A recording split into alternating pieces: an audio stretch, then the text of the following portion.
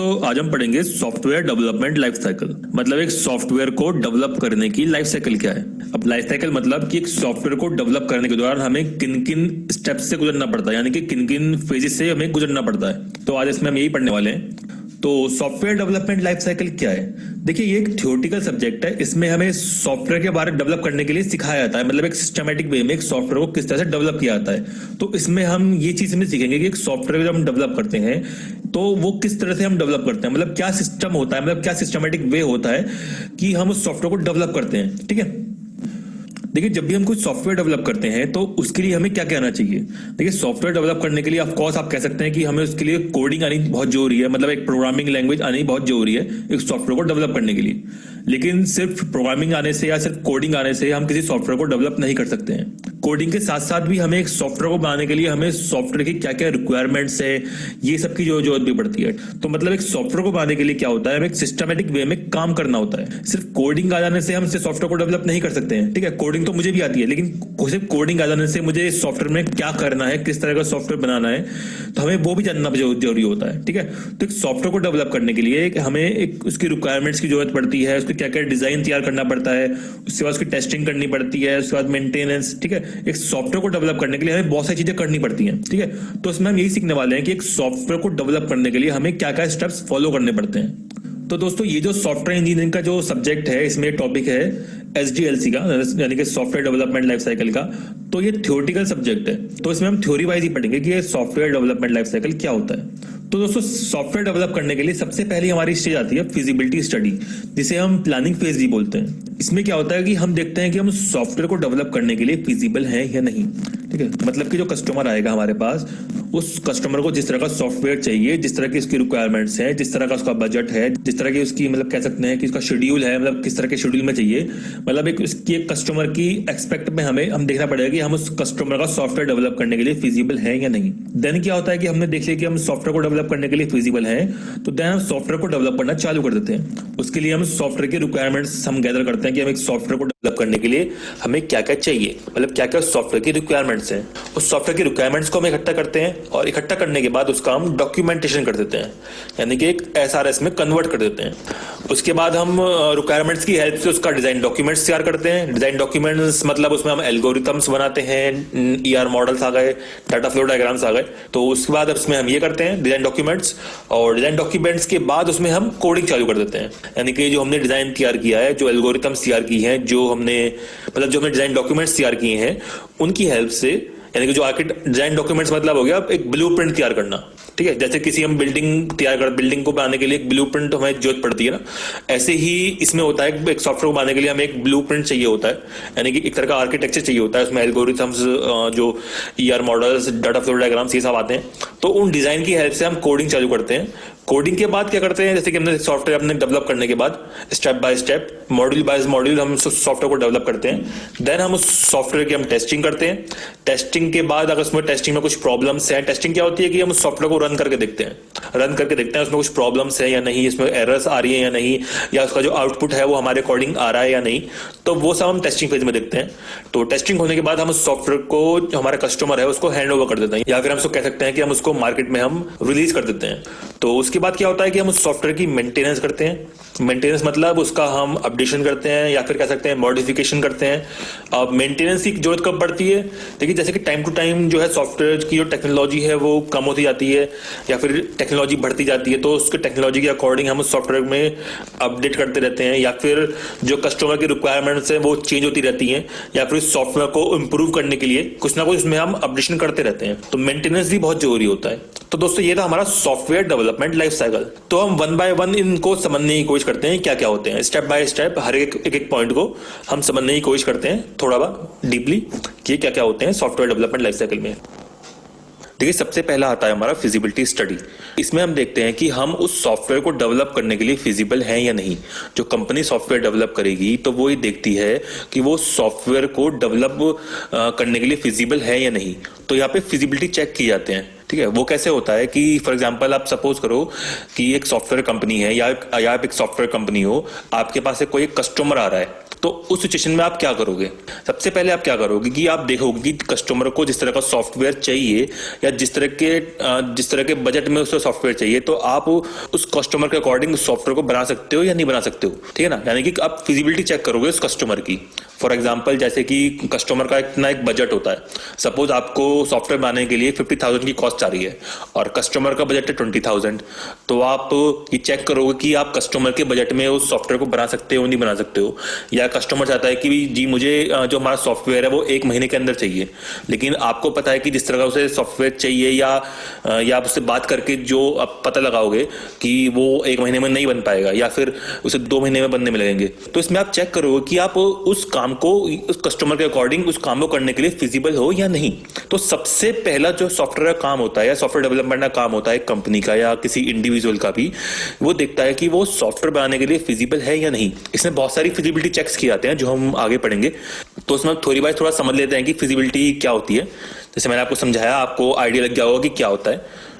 Feasibility study involves analysis of the problem and it is the most important and fundamental stage. Feasibility study क्या है? इसमें अपनी problem को analyse करते हैं और ये सबसे इंपॉर्टेंट एंड फंडामेंटल स्टेज है। In a software company, every customer comes with the problem and we analyze that we are feasible or not feasible. We are feasible or not to solve the customer's problem. Simple, हर एक software company में या कोई भी एक individual भी हो गया जो सॉफ्टवेयर बना रहा है या छोटी बड़ी कंपनी, हर कोई भी कंपनी हो, कस्टमर हमेशा क्या करने के लिए आता है कंपनी के पास, सॉफ्टवेयर कंपनी के पास? अपनी बिजनेस प्रॉब्लम्स को लेके आता है कि सर मुझे अपने बिजनेस के लिए एक सॉफ्टवेयर बनाना है या मुझे कोई भी सॉफ्टवेयर बनवाना है, किसी भी तरह का सॉफ्टवेयर हो सकता है चाहे, ठीक है ना। तो कस्टमर क्या करता है, अपनी प्रॉब्लम को लेके आता है और as a company, as a software company, हम उसकी प्रॉब्लम को एनालाइज करते हैं और हम देखते हैं कि हम सॉफ्टवेयर को बनाने के लिए फिजिबल है या नहीं, ठीक है। ये सबसे पहली चीज होती है सॉफ्टवेयर को डेवलप करने की। We estimate the rough idea of the resource requirement as well as estimate time for completion. हम क्या करते हैं, हम एक रफ आइडिया लगाते हैं क्या क्या कस्टमर की रिसोर्स रिक्वायरमेंट्स हैं और उसके अकॉर्डिंग ही अपनी फिजिबिलिटी स्टडी करते हैं, उसके अकॉर्डिंग ही हम एक तरह से प्लानिंग करते हैं, ठीक है। It is performed by the senior members of the team with inputs from the customers, the sales department, market surveys and domain experts in the industry. मतलब जो फिजिबिलिटी स्टडी है वो उस कंपनी के सीनियर मेंबर्स द्वारा perform की जाती है, यानी कि जो कंपनी में जो सीनियर मेंबर्स होंगे, प्रोजेक्ट मैनेजर्स होंगे या जो सेल्स डिपार्टमेंट में जो सीनियर आदमी होगा या उस डोमेन में एक्सपर्ट जो सीनियर्स होंगे या मार्केट से रिलेटेड जो मार्केट की नॉलेज रखते हैं जो सारे सीनियर्स लोग होंगे, वो सारे एक जगह आपस में बैठकर कस्टमर के साथ बैठ के मतलब उस प्रोजेक्ट पर डिस्कस करते हैं आपस में। इस पॉइंट का मतलब यही है, this information is used to plan the basic project approach and to conduct product feasibility study in economical, operational and technical areas.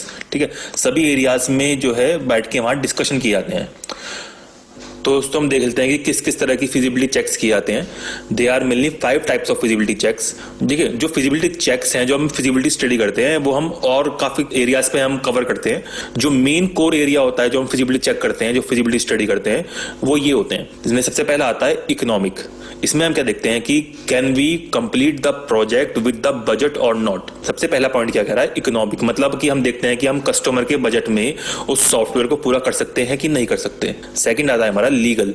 Legal मतलब कि हम देखते हैं कि हम जो सॉफ्टवेयर हम बना रहे हैं उसमें कोई क्राइम तो नहीं हो रहा है या उसमें कोई साइबर लॉ या कोई इलीगल कोई एक्टिविटी तो नहीं है या कुछ हम जो लीगल इश्यूज तो नहीं आएंगे फ्यूचर में जाके। तो उसमें भी हम फिजिबिलिटी स्टडी करते हैं, हम देखते हैं कि ऐसा तो कोई प्रॉब्लम नहीं है जिस तरह का हम सॉफ्टवेयर बनाएंगे। थर्ड है हमारा ऑपरेशनल फिजिबिलिटी। इसमें क्या करते हैं हम, can we create operations which is expected by the clients. इसमें हम क्या चेक करते हैं कि हम देखते हैं कि जो हम सॉफ्टवेयर बनाएंगे या जो ऑपरेशंस हम बनाएंगे वो क्लाइंट के एक्सपेक्ट पे हम उसे पूरा कर सकते हैं या नहीं कर सकते हैं, यानी कि इसमें ऑपरेशनल फिजिबिलिटी चेक की जाती है। फोर्थ आती है हमारी टेक्निकल फिजिबिलिटी। इसमें क्या है, need to check whether the current computer system can support the software. इसमें हम क्या देखते हैं, इसमें हम टेक्निकल देखते हैं कि मतलब कि जो वो उस तरह की टेक्नोलॉजी हमारे पास है या नहीं, या उस तरह की टेक्नोलॉजी पे हम सॉफ्टवेयर को बना सकते हैं या नहीं। एंड लास्ट आता है हमारा शेड्यूल। इसमें क्या होता है, हम डिसाइड करते हैं कि जो प्रोजेक्ट है वो हम कंप्लीट कर सकते हैं with in the given schedule में या नहीं। मतलब कि जो कस्टमर का अपना एक शेड्यूल होता होगा या कंपनी का भी अपना एक शेड्यूल होता होगा, तो कंपनी देखती है कि हम उस सॉफ्टवेयर को एक पर्टिकुलर टाइम में या एक पर्टिकुलर शेड्यूल में हम कर सकते हैं कि नहीं कर सकते हैं। ठीक है, तो दोस्तों ये था हमारा सॉफ्टवेयर डेवलपमेंट का सबसे पहली स्टेज, जिसमें हम अपनी फिजिबिलिटी स्टडी करते हैं और हम देखते हैं कि हम सॉफ्टवेयर को डेवलप करने के लिए फिजिबल है या नहीं। तो दोस्तों एक बार हमने अपनी फिजिबिलिटी स्टडी पूरी कर ली, मतलब कि हमने प्लानिंग कर ली और देख लिया कि हम सॉफ्टवेयर को डेवलप करने के लिए फिजिबल है, तो देन हम अपना सॉफ्टवेयर को डेवलप करना चालू कर देते हैं। तो उसके लिए क्या करते हैं, अपनी रिक्वायरमेंट्स को गैदर करते हैं। ठीक है, मतलब कि जो नेक्स्ट फेज आती है हमारी, वो आती है रिक्वायरमेंट एनालिसिस एंड स्पेसिफिकेशन। तो इस फेज में क्या होता है कि इसमें हम एक्चुअल में जो हमारा सॉफ्टवेयर जो डेवलप करना है, तो उसकी सारी की सारी जो रिक्वायरमेंट्स हैं सॉफ्टवेयर को डेवलप करने से रिलेटेड, हर एक रिक्वायरमेंट्स, एग्जैक्ट रिक्वायरमेंट्स हम गैदर करते हैं और गैदर करने के बाद उन सभी रिक्वायरमेंट्स को हम एक जगह लिख लेते हैं। उसे हम कहते हैं रिक्वायरमेंट डॉक्यूमेंटेशन, या फिर कह सकते हैं एसआरएस डॉक्यूमेंट। तो इस फेज में दो एक्टिविटी होती है। सबसे पहली होती है हमारी रिक्वायरमेंट्स को गैदर करना, और सेकंड होती है जो रिक्वायरमेंट्स हमने गैदर करी है उनका डॉक्यूमेंटेशन कर देना, यानी कि एसआरएस में कन्वर्ट कर देना। सिंपल मीनिंग है। ठीक है, तो थोड़ा सा इसको भी समझ लेते हैं। तो उसमें सबसे पहली एक्टिविटी आती है हमारी रिक्वायरमेंट्स गैदरिंग एंड एनालिसिस। तो इसमें क्या करते हैं, जैसे कि मैंने आपको बताया कि इसमें हमारी सारी की सारी रिक्वायरमेंट्स जो सॉफ्टवेयर डेवलप करने से रिलेटेड सारी की सारी जो रिक्वायरमेंट्स हैं उसे हम गैदर करते हैं। This is done to clearly understanding the customer requirements so that incompleteness and inconsistency are removed. मतलब कि हम इस फेज में अपनी कस्टमर की जो सारी रिक्वायरमेंट्स है हम क्लियरली अंडरस्टैंड कर लेते हैं, जिससे जो हमारी इनकम्प्लीटनेस है या इनकंसिस्टेंसी है वो खत्म की जा सके। The requirement analysis activity is begin bye collecting all relevant data regarding the product. मतलब क्या हुआ कि इस फेज में हम उस सॉफ्टवेयर से रिलेटेड ऑल रिलेवेंट डाटा, यानी कि सारा का सारा डाटा जो है रिलेवेंट है, सॉफ्टवेयर से रिलेटेड जो डाटा है वो हम कलेक्ट करते हैं फ्रॉम द कस्टमर से। जो हमारा कस्टमर है उससे हम कलेक्ट करते हैं, और जो कस्टमर्स के यहाँ जो उस सॉफ्टवेयर को यूज करने वाले जो यूजर्स हैं उनसे हम कलेक्ट करते हैं। ठीक है, अपने कस्टमर से और जो उस पर यूजर्स होते हैं उनसे हम बात करते हैं। बात कैसे करते हैं कि मतलब उनसे हम इंटरव्यूज करते हैं, उनसे हम डिस्कशंस करते हैं। तो थ्रू इंटरव्यूज एंड डिस्कशंस के जरिए हम वो सारी इंफॉर्मेशन हम कलेक्ट करते हैं। This steps include collecting maximum information, मतलब कि हम इसमें मैक्सिमम से मैक्सिमम इंफॉर्मेशन जो रिक्वायरमेंट्स हैं सॉफ्टवेयर से रिलेटेड वो सारी हम कलेक्ट करते हैं। All details and specification of the product must be discussed with the customers. ठीक है, तो दोस्तों एक बार हमने अपनी जो रिक्वायरमेंट्स को गैदर कर लिया, तो देन हम उन सभी रिक्वायरमेंट्स को एसआरएस में कन्वर्ट कर देते हैं। यानी कि नेक्स्ट हमारा जो पॉइंट है इसी फेज में, सेकंड फेज में, रिक्वायरमेंट्स डॉक्यूमेंटेशन, यानी कि एसआरएस डॉक्यूमेंटेशन, जिसे हम सॉफ्टवेयर रिक्वायरमेंट स्पेसिफिकेशन नहीं बोलते हैं। ठीक है, इसमें क्या होता है कि after all ambiguities, inconsistency and incompleteness has been resolved and all requirements properly understood, the requirement specification activity can start। मतलब कि हमने एक बार अपनी रिक्वायरमेंट्स को गैदर कर लिया, तो उन सभी रिक्वायरमेंट्स को हम अपने डॉक्यूमेंटेशन में, यानी कि एक जगह लिख लेते हैं। डॉक्यूमेंटेशन कुछ नहीं होता है, ऐसा सिंपल मीनिंग है, जो हमारी रिक्वायरमेंट्स है उसे हम एक जगह लिख लेते हैं, एक सिस्टमैटिक वे में लिख लेते हैं, ताकि उस रिक्वायरमेंट की हेल्प से हम आगे मतलब एक सिस्टमैटिक तरीके से अगर अपने सॉफ्टवेयर को डेवलप कर सकें। Requirement documentation is very important activity after the requirements gathering and analysis. This is a way to represent requirements in a consistent format. जैसे मैंने पहले बताया कि हम एसआरएस मतलब क्या हो गया कि हम अपनी रिक्वायरमेंट्स को एक कंसिस्टेंट फॉर्मेट में लिख लेते हैं या फिर एक सिस्टमैटिक वे में लिख लेते हैं। सिंपल मीनिंग है। During this activity, the user requirements are systematically organized into a software requirement specification documents। Simple, इसमें अपने रिक्वायरमेंट्स को सिस्टमैटिकली ऑर्गेनाइज करते हैं। The requirements gathering are identified during the requirements gathering and analysis activity. ठीक है, which are organised into a SRS document. वही simple same meaning है, जो हमारी रिक्वायरमेंट्स हैं वो आइडेंटिफाई की जाती हैं रिक्वायरमेंट्स गैदरिंग एंड एनालिसिस की एक्टिविटी में, और जो रिक्वायरमेंट्स हमने गैदर करी है उनको ऑर्गेनाइज करते हैं एसआरएस डॉक्यूमेंट में। ठीक है, ये सेम पॉइंट बराबर रिपीट हो रहे हैं। SRS should be written in natural language in an ambiguous manner that may also include charts, tables, DFD, decision tables and so on। ठीक है, जो स्पेसिफिकेशन डॉक्यूमेंट्स होते हैं उसमें हमारे रिटर्न डॉक्यूमेंट हो सकते हैं, या फिर ग्राफिकल मॉडल हो सकता है, formal mathematical model, a collection of usage scenarios, a prototype, या एनी कॉम्बिनेशन ऑफ दीज। तो हमारा नेक्स्ट फेज आता है डिजाइन डॉक्यूमेंट्स। मतलब इसमें हम अपने सॉफ्टवेयर को डिजाइन करते हैं, ताकि उस डिजाइन की हेल्प से हम अपने सॉफ्टवेयर को आगे डेवलप कर सकें, यानी कि उसमें कोडिंग कर सकें।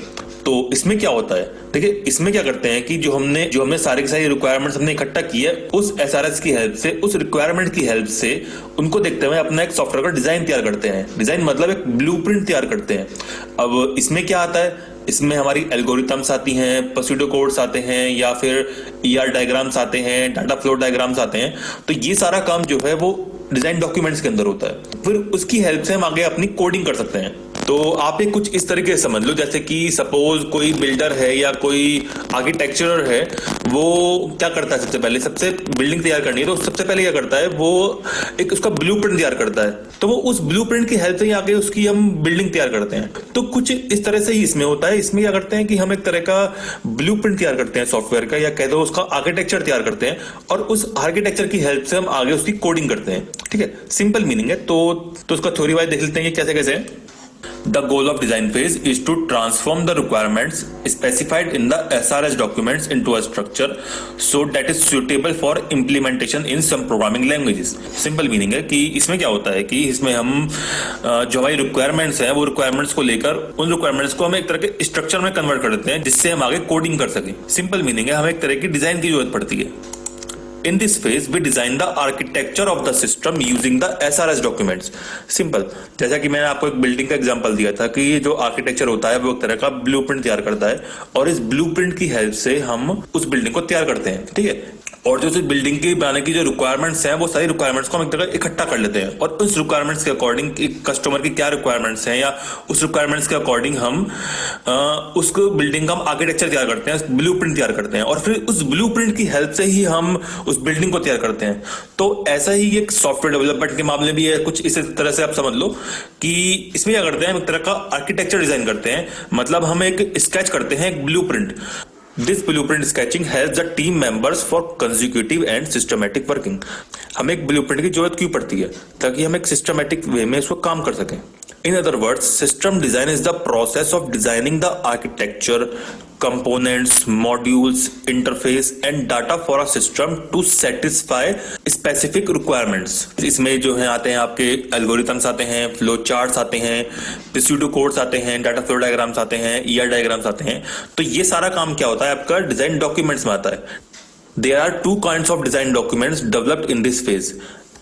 पहला आता है इसमें हाई लेवल डिजाइन, और दूसरा आता है low level design. High level design में आते हैं हमारे जो मॉड्यूल्स होते हैं कि जो हम सॉफ्टवेयर डेवलप करेंगे वो मॉड्यूल वाइज डेवलप होते हैं। ऐसा नहीं होता कि हम पूरा सॉफ्टवेयर को डायरेक्ट डेवलप कर लेते हैं, हम एक एक करके मॉड्यूल्स उसको पहले स्पेसिफाई करते हैं और उसको मॉड्यूल को डेवलप करते हैं। तो हाई लेवल में क्या आ रहा है कि सबसे पहले हम अपने मॉड्यूल को हम आइडेंटिफाई करते हैं कि मॉड्यूल का नाम क्या दें, और उसके बारे में एक ब्रीफ डिस्क्रिप्शन लिखते हैं। और उसके बाद क्या करते हैं, हम अपने हर एक मॉड्यूल की जो फंक्शनैलिटी है उसको आउटलाइन करते हैं। Interface relationship between dependencies between modules, मतलब जो हमारे जो मॉड्यूल्स हैं उनके बीच में क्या क्या रिलेशनशिप्स हैं या डिपेंडेंसीज हैं वो देखते हैं। डाटाबेस टेबल्स आइडेंटिफाई होती हैं विद देयर की elements, complete architecture diagrams along with technological details. Next आता है हमारा लो लेवल डिजाइन। ठीक है, लो लेवल डिजाइन में जो हमने मॉड्यूल्स डिफाइन किए हैं उनके फंक्शनल लॉजिक्स आते हैं, डाटाबेस टेबल्स आती हैं which includes type and size, complete details of the interface, addresses all types of dependency issues, listing of error messages and complete input and output of every module। ठीक है, तो ये था हमारा डिजाइन डॉक्यूमेंट्स। तो then design documents के बाद हम अपनी कोडिंग चालू कर देते हैं। मतलब कि जो हमने डिजाइन तैयार किया है, जो हमने अपना ब्लूप्रिंट तैयार किया है, उसको हम डेवलपमेंट फेज में आगे भेज देते हैं। तो इस फेज में हमारी कोडिंग चालू हो जाती है, जिसमें अपनी कोडिंग को चालू कर देते हैं। जो हमारा सिस्टम होता है वो छोटे छोटे प्रोग्राम्स में डेवलप किया जाता है, मतलब छोटे छोटे मॉड्यूल्स में डेवलप किया जाता है। ठीक है, पूरा का पूरा सिस्टम एक साथ डेवलप नहीं किया जाता है, छोटे छोटे प्रोग्राम्स में हम छोटे छोटे मॉड्यूल्स में हम सिस्टम को डेवलप करते हैं। मतलब इन द कोडिंग फेज जो टास्क होता है वो डिवाइड होता है इनटू मॉड्यूल्स में and assign to the various developers. मतलब कि जो टास्क होता है हमारा वो मॉड्यूल्स में डिवाइड होता है और वो असाइन करते हैं हम वेरियस डेवलपर्स को। वेरियस डेवलपर्स मतलब जिसमें हमारे फ्रेशर्स आते हैं, सीनियर्स आते हैं, जूनियर्स आते हैं। तो जो डेवलपर्स होती है उनकी भी अपनी एक कैटेगरी होती है। ठीक है, उनके अकॉर्डिंग ही, उनकी क्षमता के अकॉर्डिंग ही उनको काम को असाइन किया जाता है। ठीक है, it is the longest phase of the software development life cycle. मतलब कि ये सबसे लॉन्गेस्ट फेज है सभी फेजेस में से। Developers of all levels involve in this phase. जैसे मैंने बताया कि इसमें सभी लेवल के डेवलपर्स इसमें इन्वॉल्व होते हैं, जिसमें हमारे सीनियर्स आते हैं, जूनियर्स आते हैं, फ्रेशर्स आते हैं। ठीक है, तो दोस्तों हमने कोडिंग पूरी करने के बाद, यानी कि सॉफ्टवेयर को डेवलप करने के बाद, उसको हम अपने टेस्टिंग फेज में आगे भेज देते हैं। ठीक है, यानी कि नेक्स्ट आती है हमारी सॉफ्टवेयर टेस्टिंग, जिसमें हम अपने सॉफ्टवेयर को रन करके देखते हैं और हम चेक करते हैं कि जो हमारा सॉफ्टवेयर है वो सही तरीके से, मतलब रिजल्ट उसका हमारे अकॉर्डिंग आ रहा है नहीं आ रहा है, या फिर जो उसका उसमें एरर्स तो नहीं आ रही, या कुछ बग्स तो नहीं आ रहे। मतलब कि जो सॉफ्टवेयर टेस्टिंग होती है वो हमारे सॉफ्टवेयर की क्वालिटी को इंप्रूव करने के लिए हेल्प करती है, ठीक है। यानी कि टेस्टिंग क्या है, एक इंपॉर्टेंट पार्ट है ऑफ द प्रोजेक्ट का, because it helps to improve the quality of the project. देखिए सबसे पहला क्वेश्चन तो यही है कि हमें टेस्टिंग क्यों करनी चाहिए, ठीक है। जैसे यहाँ पे कह रहा है कि after the development of the software there can be many defects in the system, या सिस्टम जो है may not working as they are expected, ठीक है। मतलब कि एक बार हम कोडिंग करने के बाद उसमें बहुत सारे हमारे सॉफ्टवेयर में या सिस्टम में डिफेक्ट निकल सकते हैं, या जो सिस्टम है हमारे अकॉर्डिंग वर्क नहीं कर रहा है, तो इसलिए हमें टेस्टिंग करते हैं, ठीक है। टेस्टिंग सबसे इंपॉर्टेंट होता है अगर हमारे सॉफ्टवेयर को सक्सेस बनाना है या फिर सॉफ्टवेयर को आगे में भेजना है। बिना टेस्टिंग के कभी भी हम सॉफ्टवेयर को आगे नहीं भेजते हैं, तो टेस्टिंग बहुत ही इंपॉर्टेंट है। और टेस्टिंग जो है कभी भी जो प्रोग्रामर्स होते हैं वो कभी भी टेस्टिंग नहीं करते हैं, ठीक है। टेस्टिंग के लिए एक अलग से डिपार्टमेंट होता है, इसके लिए अलग से लोग अपॉइंट किए जाते हैं, इसके लिए अलग से जॉब्स निकलती हैं। टेस्टिंग में भी चाहे तो आप जॉब्स ले सकते हैं, क्योंकि टेस्टिंग में जॉब्स मिलना ज्यादा मुश्किल नहीं होता है। मतलब प्रोग्रामिंग के अकॉर्डिंग ईजी होता है टेस्टिंग में जॉब मिलना। तो टेस्टिंग क्या करती है, हमारे सॉफ्टवेयर की क्वालिटी को इंप्रूव करने के लिए हेल्प करती है, यानी कि क्वालिटी को एश्योर करती है, सॉफ्टवेयर की जो क्वालिटी है। Software testing involves examining and checking the software through different testing process. तो इसमें कौन कौन से प्रोसेस इंक्लूड होते हैं। सबसे पहला आता है इसमें वेरीफाई करना सॉफ्टवेयर की कंप्लीटनेस, यानी कि हम चेक करते हैं सॉफ्टवेयर हमारा कंप्लीट है या नहीं इन रिगार्डिंग टू उसके फंक्शनल रिक्वायरमेंट्स देखते हैं, जो उसकी बिजनेस रिक्वायरमेंट्स है, जो मेन रिक्वायरमेंट्स है, जो मेन फंक्शनल रिक्वायरमेंट्स है, वो चेक करते हैं कि सॉफ्टवेयर हमारा कंप्लीट है या नहीं। उसके बाद हम आइडेंटिफाई करते हैं टेक्निकल बग्स, क्या क्या उसमें बग्स आ रहे हैं, क्या क्या एरर्स आते हैं, और इंश्योर करते हैं कि जो हमारा सॉफ्टवेयर है वो एरर फ्री हो। थर्ड है हमारा एक्सेसिंग, यूजिबिलिटी, परफॉर्मेंस चेक करते हैं, सिक्योरिटी देखते हैं, लोकलाइजेशन, कंपैटिबिलिटी एंड इंस्टॉलेशन। तो ये सारा काम हमारा टेस्टिंग फेज के अंदर होता है, ठीक है। टेस्टिंग जो है बहुत तरीके से होती है, जो एक इसका एक अलग ही सब्जेक्ट है, क्योंकि ये बहुत बड़ा सब्जेक्ट है, ये कोई छोटा मोटा सब्जेक्ट नहीं है टेस्टिंग मतलब। तो इसका हम नेक्स्ट में एक अलग से वीडियो बनाऊंगा, तो उसके हम बात करेंगे टेस्टिंग के ऊपर। तो दोस्तों एक बार हमने टेस्टिंग पूरी कर ली तो हम सॉफ्टवेयर को अपने कस्टमर को हैंड ओवर कर देते हैं, यानी कि जो हमारा सॉफ्टवेयर है उसे हम मार्केट में हम रिलीज कर देते हैं। तो देन हमारा लास्ट पॉइंट आता है सॉफ्टवेयर मेंटेनेंस। अब सॉफ्टवेयर मेंटेनेंस क्या है, देखिए सॉफ्टवेयर को हम रिलीज करने के बाद या अपने कस्टमर को देने के बाद उसमें सॉफ्टवेयर में टाइम टू टाइम उसमें मॉडिफिकेशन करते रहते हैं या अपडेशन करते रहते हैं। जैसे आपने प्ले स्टोर में कोई ऐप देखा होगा, उसमें अपडेट्स आते रहते हैं, कुछ इस तरीके से ही हम सॉफ्टवेयर में हमारा ऐसी होता है, हम सॉफ्टवेयर में कुछ ना कुछ उसकी मेंटेनेंस करते रहते हैं, उसका मॉडिफिकेशन करते रहते हैं या कहीं उसका अपडेशन करते रहते हैं, ठीक है। अब वो कैसे होता है, देखिए इसमें जैसे यहाँ पे कह रहा है कि software maintenance is modification of a software product after delivery to correct faults, to improve performance या अदर एट्रीब्यूट्स, या to adopt the product to a modified environment. मतलब क्या हुआ कि जो हमारा सॉफ्टवेयर होता है वो टाइम टू टाइम जो है टेक्नोलॉजी के अकॉर्डिंग उसमें हम चेंजेस करते रहते हैं, या फिर क्या होता है कि जो यूजर्स की जो रिक्वायरमेंट्स है वो चेंज होती रहती हैं, तो उसके अकॉर्डिंग हम उसमें मॉडिफिकेशन करते हैं, या हमें कुछ उसमें फंक्शनल चेंजेस करने हैं, या उसका यूजर का एनवायरनमेंट चेंज करना है, या जो टेक्नोलॉजी है उसकी अपग्रेड करना है, तो उसके अकॉर्डिंग सॉफ्टवेयर मेंटेनेंस हमें करते रहना पड़ता है, ठीक है। बिना मेंटेनेंस के हम अपने सॉफ्टवेयर को सक्सेस नहीं बना सकते हैं, यानी कि मार्केट में हम टिक नहीं सकते हैं बिना सॉफ्टवेयर की मेंटेनेंस के, मॉडिफिकेशन के। तो ये सबसे ज्यादा इंपॉर्टेंट होता है हमारे सॉफ्टवेयर के सक्सेस के लिए। जैसे यहाँ पे कह रहा है maintenance is the backbone of a software success, ठीक है। या आप बुक में ही पढ़ोगे, जो मेंटेनेंस है वो एक तरह की बैकबोन है सॉफ्टवेयर की सक्सेस के लिए। When a software is developed, the software needs to be modified from time to keep it up to date with environment changes and changing the user requirements। जैसे मैंने बताया कि जब हम सॉफ्टवेयर को डेवलप करते हैं, सॉफ्टवेयर को मॉडिफिकेशन की जरूरत पड़ती है, टाइम टू टाइम सॉफ्टवेयर को मॉडिफिकेशन करते रहना पड़ता है, उसको अपडेट करना पड़ता है with environment changes and changing the user requirements, यानी कि यूजर की रिक्वायरमेंट चेंज होती रहती है या एनवायरमेंट चेंज होता रहता है, तो उसके अकॉर्डिंग हम सॉफ्टवेयर को मॉडिफाई करते रहते हैं। Nowadays the companies are paying more attention toward maintenance of their product। मतलब कि आज क्या हो रहा है कि जो कंपनीज हैं सबसे ज्यादा मेंटेनेंस पे ध्यान देती हैं, ठीक है। जैसे कि आपने देखा होगा प्ले स्टोर पे या कहीं भी कि जब भी कुछ सॉफ्टवेयर आता है तो उसका हमेशा कुछ ना कुछ अपडेशन उसमें आता रहता है। जैसे कि आपने एंटीवायरस देखे होंगे, जो एंटीवायरस आते हैं, जो विंडोज आती है, उसका उनमें अपडेशन रेगुलरली उसमें अपडेट होता रहता है, मंथली इसमें कुछ ना कुछ अपडेट आते रहते हैं। तो यही है सॉफ्टवेयर की सक्सेस का जो मेन रीजन है, सॉफ्टवेयर में मेंटेनेंस करते रहना, ठीक है। देखिए सॉफ्टवेयर को हम डेवलप करने के बाद, उसको हम टेस्टिंग करने के बाद उसको हम मार्केट में रिलीज कर देते हैं, लेकिन हम एक बार में सॉफ्टवेयर को इतना बेहतर नहीं बना पाते हैं, या फिर कुछ ना कुछ हम उसमें रह जाता है, तो इसलिए उसमें हम मेंटेनेंस करते रहते हैं ताकि उसे बेहतर से बेहतर हम बना सके। Regular maintenance of the product also maintain satisfaction level of the customer.